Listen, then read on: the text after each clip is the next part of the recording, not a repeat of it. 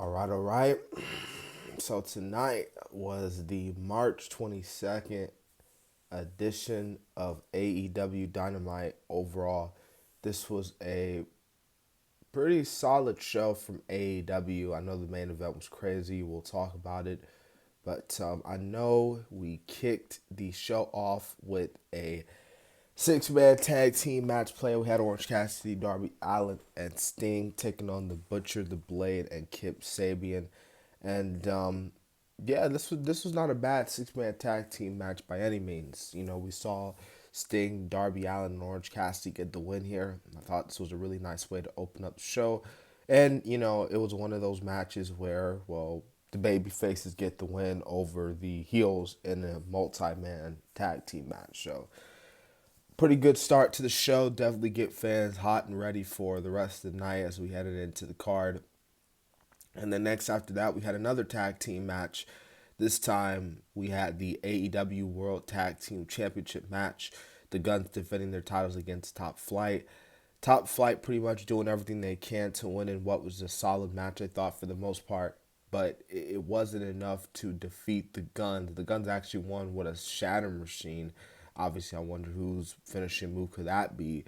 Um, Speaking of Shatter Machine, FTR coming out. FTR look, we're challenging for the titles. Like, we'll do anything to get them. Like, we won't be a tag team no more. The Guns are like, that's not enough. And then Dax finally said, look, we'll leave AEW. If we lose this match against you guys for the titles, like, we will legitimately leave AEW. And the Guns pretty much spit in their face. So I guess that's what's going to happen. So I don't know when this match is going to get announced, but when it does, the FTR is literally putting their AEW in-ring career on the line here. So stakes, man. Stakes on the line for this one. No doubt about that. Stokely Hathaway versus Hook.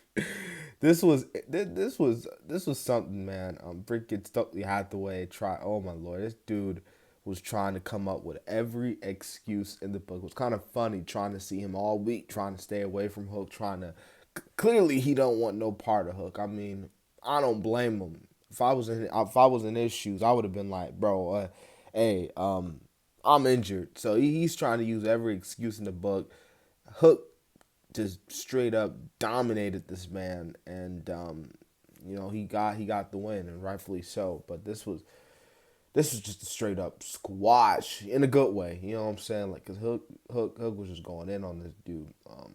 And who knows? Maybe this might be the end of their little feud together or something. But yeah, I don't know. Well, after this, we get a promo from Adam Cole. Adam Cole cuts promo, getting ready for his in-ring return. And, of course, Daniel Garcia comes out there, and long story short, we're getting Garcia versus Adam Cole. So Garcia will be Adam Cole's first match back since the injury. So I think that's going to be really cool. So Adam Cole versus Daniel Garcia is next week. Jon Moxley versus Stu Grayson was next. Stu Grayson trying to get revenge on what happened. He couldn't. Jon Moxley won. Jon Moxley, it was a solid match, I thought, between both men. But Jon Moxley did get the win there, and yeah, that was just pretty much it right there. So Tony Storm versus Sky Blue was next. The match was kind of meh, to be quite honest with you. Tony Storm won, and of course they were gonna do the blue, the spray paint, but Willow Nightingale and Rio made the save, so that was thank God. But yeah, Tony Storm got the win there. And to be honest with you, no offense to Sky Blue, she's been killing it recently, but Tony Storm needed to win, to get that heel heat. But the main event, the quote unquote dream match that a lot of people have actually been going at it on social media because of it having slow build and no story to it, none like that. This freaking what's his name? El Hijo del. I don't know how he does it. I'm telling you, man, I don't know how these wrestlers do it. I do not know how these wrestlers be able to move around the ring. They're doing all these moves, hitting all these moves so successfully, and they do it so effortlessly. This dude was on another level tonight. Kenny Omega and this dude had a obviously match of the night. Obviously probably people are gonna call this probably match of the year or something like that. But this was definitely match of the night. This was sure something, man. And don't be surprised. And I don't think this is gonna be the last time we see um, this dude in the ring. And yeah, the ending, of course, we saw Don Callis.